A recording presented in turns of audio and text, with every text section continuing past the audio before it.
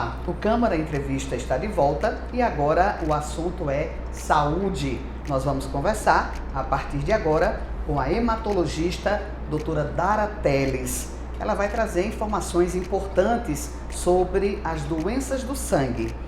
E nós vamos cumprimentá-la e já agradecer pela presença aqui na TV Câmara. Doutora, seja muito bem-vinda. Obrigada, muito obrigada pelo convite. Do que trata a hematologia? A hematologia é a especialidade médica que cuida das doenças do sangue. Então nós tratamos várias doenças, desde doenças benignas como anemias, plaquetas baixas, leucócitos baixos, doenças também relacionadas a sangramentos e tromboses e doenças oncohematológicas como leucemias e linfomas. Além disso, o médico hematologista ele também trabalha no banco de sangue. E é bem importante a gente reforçar aqui a participação da hematologia como orientação de captação de doadores de sangue, que é sempre uma oportunidade, né, para a gente aproveitar e falar sobre isso.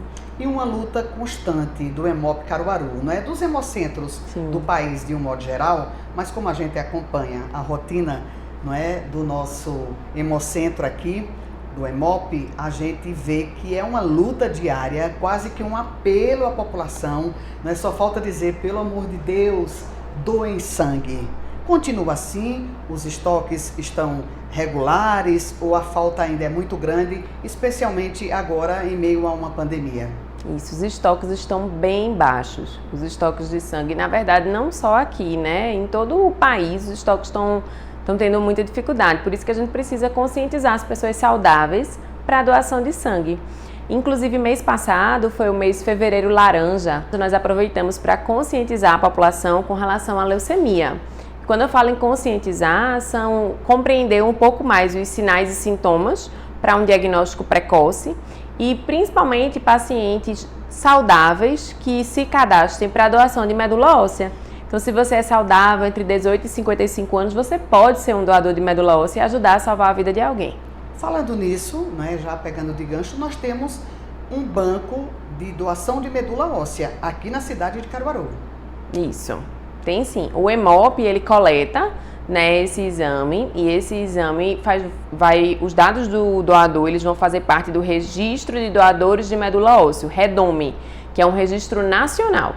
Então, qualquer paciente que precise de um doador de medula que não tenha nenhum parente que seja compatível ou que seja totalmente compatível, ele vai ser avaliado e os seus dados vão ser comparados com os dados que constam nesse registro. Então, quando você se cadastra para a doação de medula óssea, você vai fazer parte do registro de doadores de medula óssea, do REDOME, que é um banco de dados nacional. No momento que um paciente precisa de uma doação de medula óssea que não tem nenhum parente compatível, os dados desse paciente vão ser comparados com os dados que constam nesse registro. Então você pode salvar a vida de alguém em qualquer lugar do país ou em qualquer lugar do mundo, porque esses registros podem vir de doadores internacionais também. Se você tem entre 18 e 55 anos e não tem problemas de saúde, fica o convite, né, para procurar o Hemocentro e realizar o seu cadastro. Preencher o formulário, lá vão ser esclarecidas as dúvidas e uma coleta de sangue periférico, como se fosse um hemograma, vai ser suficiente para que os seus dados fiquem no registro. Doutora, em relação à doação de medula óssea, né? Digamos que eu queira me tornar uma doadora de medula óssea. Tem aparecido muitos doadores com esse objetivo ou meio tem que implorar, como tem sido na maioria das vezes, com a doação de sangue? O que é que eu preciso fazer para declarar, para evitar que a minha família, digamos, em caso de uma situação de morte, eles autorizem essa doação? Diferente da doação de outros órgãos, que ela dá com o indivíduo depois da morte, e aí você precisa deixar a família ciente que você quer ser um doador, né, para que naquele momento a sua família acione o grupo de captação de órgãos. A doação de medula ela é realizada com o paciente vivo, então não vai causar nenhum dano à sua saúde. Basta que você, entre 18 e 55 anos, saudável, procure o Hemocentro. Lá vai ser orientado como é realizada essa doação e coletada uma amostra de sangue, como se fosse um hemograma. E aí, a partir desse exame, nós vamos fazer uma avaliação de compatibilidade, que vai ficar no registro dos doadores de medula óssea, e isso vai ser comparado com os dados do paciente. A gente avalia outros dados além do grupo sanguíneo, né? A gente avalia o HLA do paciente. Então, a partir daí, Se tiver algum paciente compatível, você vai ser contactado para realizar a doação. E essa doação pode ser feita por um catéter, né? Vai ser colocado um catéter semelhante a um catéter de hemodiálise e a partir dali vão ser coletadas as células através de uma máquina ou sobre anestesia. Depois de receber a anestesia, o doador ele vai ter a coleta de medula óssea realizada após punções no ossinho daqui da bacia, na crista ilíaca. Não precisa de nenhum cuidado adicional, assim, isso não interfere de maneira nenhuma na saúde do doador. Então ele pode, inclusive, doar a medula novamente posteriormente, se for necessário. Em relação ao Fevereiro Laranja, né, que terminou bem recentemente, qual a avaliação que a senhora faz? Os objetivos foram alcançados? As pessoas tiveram vontade de conhecer um pouco mais sobre a doença, se informar e até colaborar nesses casos que estamos destacando? Eu acho que sim, sempre é muito bom conversar sobre esse tema, né? Leucemia é um nome que assusta muito, tanto a população de profissionais de saúde como a população leiga mesmo. Mas os principais objetivos da campanha que eu vejo são, primeiro, conscientizar para um diagnóstico precoce. Leucemia é um tipo de câncer da célula do sangue, que a medula óssea vai produzir glóbulos brancos que não são normais, que são doentes. E aí esses glóbulos brancos não exercem sua função de defesa. Com isso, aumenta o risco de infecções de repetição. Além de infecções, como a medula está produzindo essas células, ela vai deixar de produzir as hemácias e as plaquetas. Então é muito comum ter anemia, sintomas relacionados à fraqueza, palidez, cansaço e sintomas relacionados à plaquetopenia, como sangramento. Então esses são os principais sinais e sintomas de anemia e o objetivo é alertar a população para, na presença desses sinais, procurar um atendimento para que um médico possa avaliar se precisa prosseguir a investigação. Nem toda fraqueza, nem toda anemia é leucemia, com certeza. Isso precisa ser avaliado, é um sinal de alerta, não um sinal de desespero. Outro ponto importante do Fevereiro Laranja é a conscientização para a doação de medula óssea, que muitas vezes pode ser o único tratamento, né, curativo para leucemias agudas. E eu ainda aproveito para colocar um terceiro ponto, que é a conscientização com relação à leucemia de forma geral. Leucemia, ela tem cura, ela tem tratamento, existem vários tipos diferentes de leucemia, nem toda leucemia é igual. Então, desmistificar um pouco que um diagnóstico como o diagnóstico de leucemia não é uma sentença de morte, né? Hoje a gente vive uma outra realidade da medicina, com outras opções de tratamento, precisa de uma avaliação muito mais completa. Então você vai ser acolhido pela equipe, você vai ser acompanhado e você não vai estar sozinho. Então eu acho que sim, que o Fevereiro Laranja ele cumpre com o seu objetivo. Quais são as chances de cura? Porque em relação a outro tipo de câncer, a gente sabe que ele sendo descoberto em fase inicial, né, por isso a importância da prevenção, né, aquele velho hábito que a gente muitas vezes negligencia de ir ao médico pelo menos uma vez ao ano. Então serve justamente para detectar uma doença em sua fase inicial. Então, detectando uma leucemia em sua fase inicial, quais seriam as chances de cura desse paciente? Quando a gente fala de leucemia, não é um tipo único de câncer. É um grupo bem heterogêneo. Nós temos leucemias agudas, temos leucemias crônicas, de acordo com a evolução da doença, com a velocidade de instalação e as células que foram alteradas. E nós temos leucemias linfóides ou leucemias mieloides, de acordo com o tipo do glóbulo branco que foi afetado. Então isso muda completamente o tratamento. A leucemia linfóide aguda, por exemplo, é o tipo mais comum de leucemia na criança, que tem uma chance de cura em torno de 90%. Já no adulto, não tem uma resposta tão boa de tratamento. E existem até alguns tipos de leucemia que não precisam de tratamento, como a leucemia linfóide crônica, que é muito comum em pacientes idosos, dependendo de como ela se apresentar, não precisa de tratamento. Então, é mais comum que as leucemias agudas precisem de quimioterapias mais agressivas e quando a gente fala em transplante, a gente pensa principalmente nessas leucemias agudas. Mas por ser um grupo bem heterogêneo, a gente precisa avaliar cada caso. Eu gosto de dizer assim, que a gente precisa saber o nome e o sobrenome da doença, para que a gente possa tratar adequadamente. E aí sim a gente fala sobre prognóstico, sobre chance de cura. Uma anemia severa, ela pode evoluir para uma leucemia? Essa é uma pergunta bem frequente no consultório, mas não. A anemia, ela sempre tem uma causa. A anemia não é normal. Ela é como se fosse a ponta do iceberg, é sinal de que alguma coisa está errada no nosso corpo. Na grande maioria das vezes pode ser uma falta de vitamina, como falta de ferro, falta de vitamina B12, pode ser um problema na tireoide, um problema nos rins, pode ser um problema da fábrica do sangue, que é a medula óssea, inclusive pode ser leucemia. Mas se a sua anemia tem outra causa, ela não vai se transformar numa leucemia. Quando a anemia é decorrente de leucemia, a gente encontra outros achados no hemograma, alterações dos glóbulos brancos, alterações das plaquetas. Então, uma leucemia por uma causa não se transforma em uma leucemia. Essa é uma angústia muito grande que as pessoas têm. Deve ser complicado para o médico chegar a um diagnóstico, né?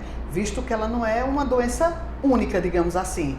Tipo, qualquer outra patologia que você com o exame já detecta e vai cuidar daquela doença. É exatamente isso. A anemia, ela não é uma doença em si, ela é um sinal de alerta. Sinal.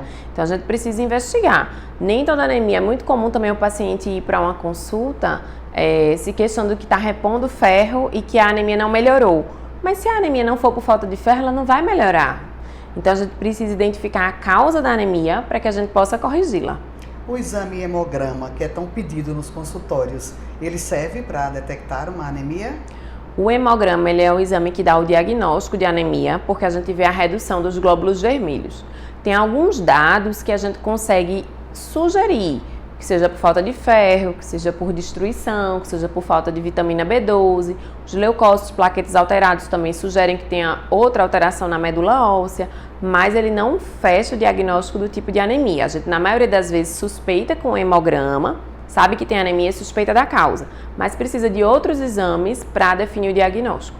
Quais seriam esses exames?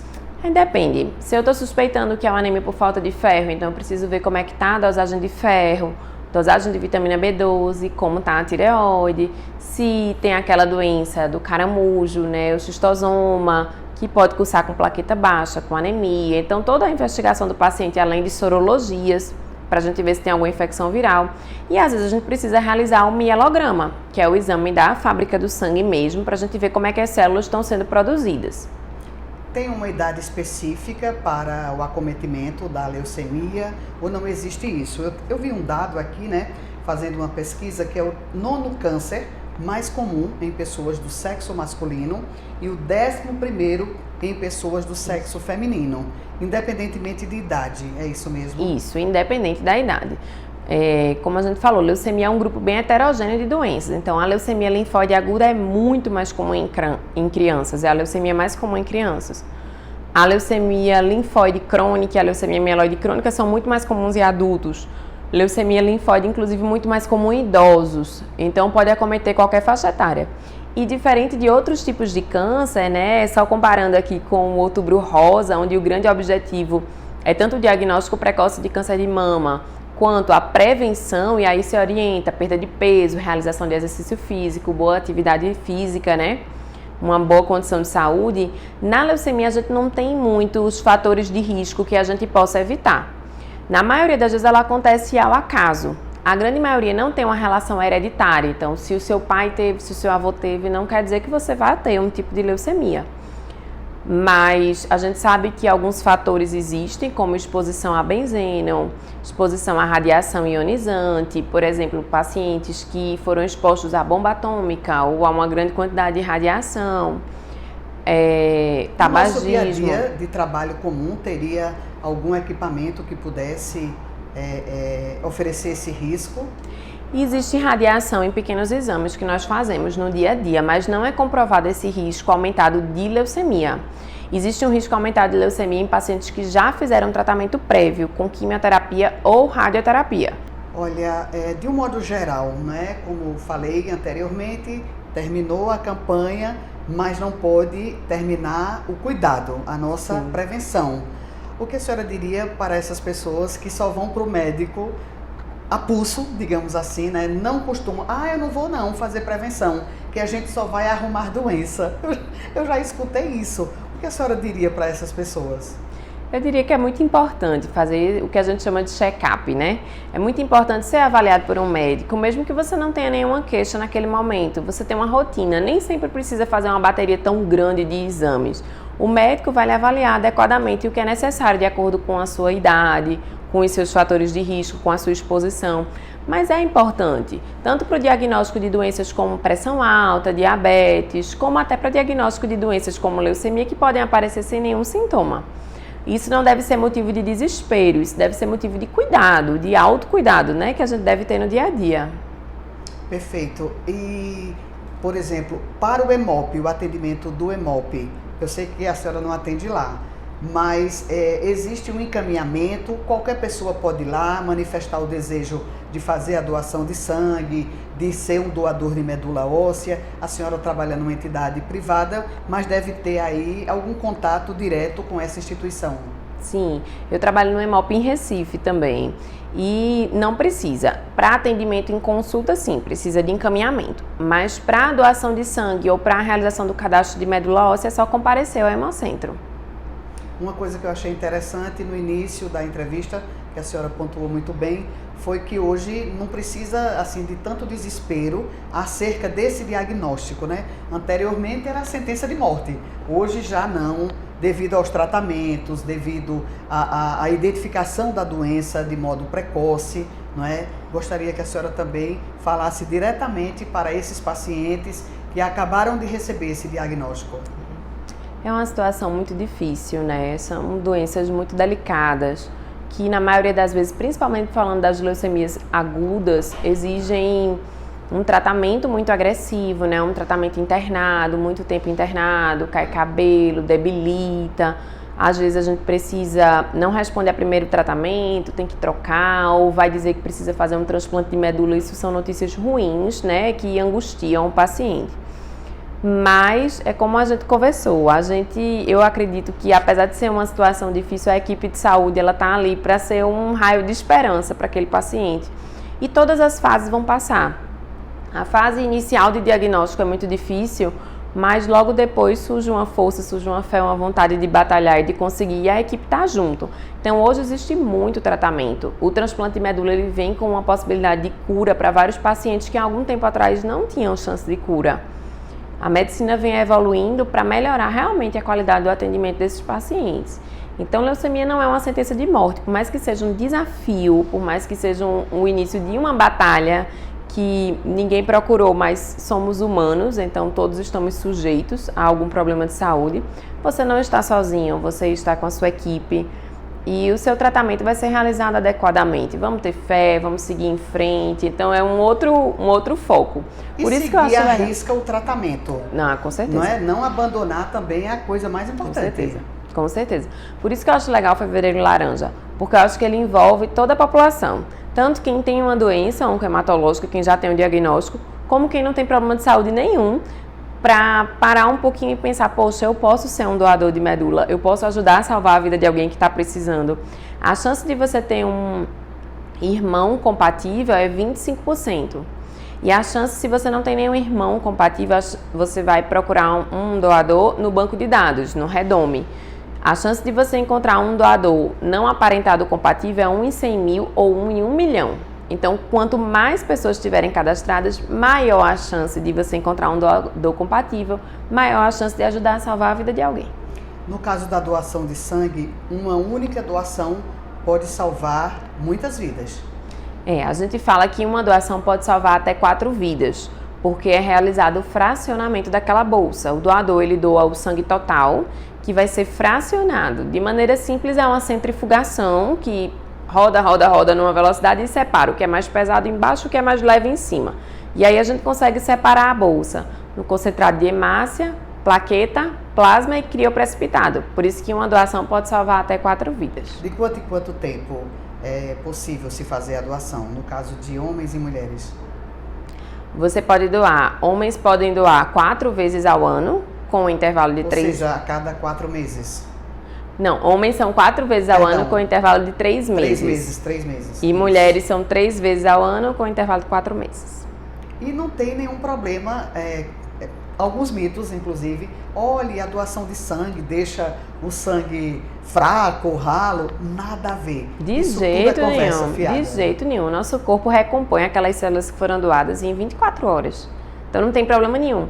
E para garantir a segurança do doador, existe a triagem.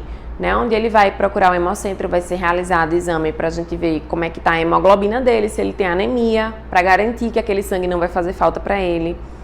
Vão ser realizadas sorologias, que são mais para a segurança de quem está recebendo, mas que também é um exame importante para quem está doando. E vai ser realizada uma entrevista bem grande, não sei se vocês já doaram, mas Sim. que realmente faz várias perguntas sobre os seus hábitos de vida, sobre os seus problemas de saúde, né, remédios que você toma, cirurgias prévias, tudo isso para garantir a segurança de quem está doando e de quem está recebendo o sangue. E uma coisa também que eu percebo é o cuidado do Hemop, e deve ser, não é, uma política em todos os hemocentros do país, com a questão do equipamento.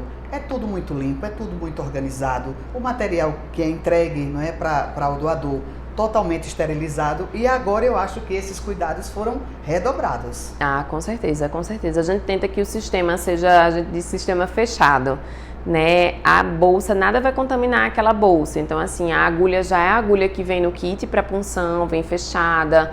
Você não vai inserir nada diferente, né? As máquinas são todas fechadas. Então, o sangue do doador, ele não vai ter contato para o ambiente externo em momento nenhum. E agora, na pandemia, estão tendo cuidados relacionados também ao doador no momento da doação, né?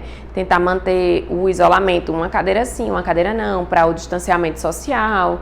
Estão realizando no Hemop em Recife, né, o período de espera. Eu não sei como está sendo em Caruaru, acredito que aqui também, na área externa, num todo, num ambiente mais arejado. Então, esses cuidados, evitando. Você pode agendar horário também para doação, se você quiser, para garantir, né, que não vai ter um período de espera. Então, são cuidados que estão sendo realizados para tentar garantir a segurança do doador. Em relação ainda à leucemia, teria assim uma sintomatologia para a gente ficar atento aos sinais, aos primeiros sintomas? Os principais sintomas de leucemia estão relacionados ao aumento das células brancas doentes, que não exercem sua função de defesa adequadamente. Então, você pode ter infecções de repetição, febre frequente, perda de peso, sudorese noturna pode acontecer. E a gente tem anemia e plaquetopenia. Então, plaquetopenia é comum sangramentos em pele, mucosa, escova o dente, sai um pouquinho de sangue, sai sangue pelo nariz, manchas roxas na pele. E sintomas relacionados à anemia, fraqueza, falta de ar, cansaço, queda de cabelo, palidez. Mas claro, que não precisa se desesperar. Todo mundo que tiver mancha roxa na pele não quer dizer que seja leucemia. A grande maioria das vezes é uma pessoa desastrada, que acaba batendo em vários lugares. Mas precisa ficar atento, principalmente quando esse sintoma está relacionado a outros sangramentos, ou febre, ou outras queixas. Podem surgir presença de gânglios, que são linfonodos, né, popularmente chamada de íngua, que aí pode surgir no pescoço, na axila também, deve chamar a atenção. E evitar o Dr. Google. Sim. Consultar de fato um profissional. Não é porque é uma queixa constante também, não é, de profissionais médicos, que as pessoas, não, mas eu vi no Google, eu pesquisei, eu acho que não é a forma correta. Por mais que no serviço público, lamentavelmente, ainda não tenha, não é, aquela quantidade grande de profissionais para atender aquela demanda de todos os dias, mas é importante marcar uma consulta, aguardar se for o caso, se puder ir particular, é excelente, se não, marca a agenda e espera ouvir o profissional. Isso. Que vai fazer exame, que vai pedir exames, né? Vai examinar também o paciente, enfim. E numa situação mais urgente, procurar um serviço de urgência mesmo, porque o clínico, no atendimento inicial de urgência, ele já vai poder avaliar se for necessário solicitar um hemograma, e o hemograma já vai dar grandes pistas. Se precisa investigar alguma coisa a mais de urgência, se dá para esperar uma consulta. Às vezes essa pesquisa, ou essa conversa com o vizinho, com alguém que teve alguma coisa, acaba angustiando o paciente mais do que ajudando. Então eu acho que sempre uma opinião da equipe de saúde, ela é importante. Em relação à faixa etária, existe uma predisposição em determinada idade ou isso independe no caso da leucemia? Depende, a leucemia pode acometer qualquer faixa etária. A leucemia linfóide aguda, por exemplo, é muito mais comum em crianças, e as leucemias crônicas, como principalmente a leucemia linfóide crônica, é muito mais comum em idosos. Então depende, pode acometer qualquer faixa etária. Mais informações sobre tudo isso que estamos conversando aqui. Teria um site específico para orientar o paciente ou nessa situação de perceber algum tipo de sintoma, só mesmo um médico pode dar uma tranquilidade maior, um esclarecimento maior a esse paciente. Tem alguns sites bem informativos, tem o site da Abrale, tem o site do INCA, que tem algumas informações, mas realmente a avaliação médica é necessária, até no momento diagnóstico, entendeu? Porque muitas vezes não é só juntar uma informação do sintoma de anemia, eu preciso avaliar exames laboratoriais junto com aquele sintoma e precisa de uma avaliação ampla. Então a consulta médica é fundamental. Perfeito. Se o paciente tem alguma queixa mais importante, ele vai no serviço de urgência, vai ser avaliado por um médico que vai definir, né, se ele precisa ficar internado para um segmento durante aquele internamento ou se ele pode receber alta para ser acompanhado no ambulatório. Mas ele precisa ser visto e examinado por um médico, sim. Para finalizar, alguma coisa que porventura não tenhamos destacado e a senhora queira pontuar, fique à vontade. Não, é isso. Eu queria convidar todos vocês que estão assistindo, né, para ser doadores de sangue entre 18 e 55 anos, para se cadastrar no banco para doadores de medula óssea, fazer parte do Redome, né? Nós precisamos de vocês. Por mais avanço de tecnologia que a gente tenha, a doação de sangue ela ainda é insubstituível, o sangue é insubstituível, não tem nenhum outro produto que a gente consiga utilizar no lugar do sangue. Então, pacientes que estão em tratamentos quimioterápicos, pacientes que passaram por grandes traumas, hemorragias que precisam de transfusão, eles não têm outra alternativa que não transfundir. Então, contam com a gente, né, com o apoio da Sociedade Saudável.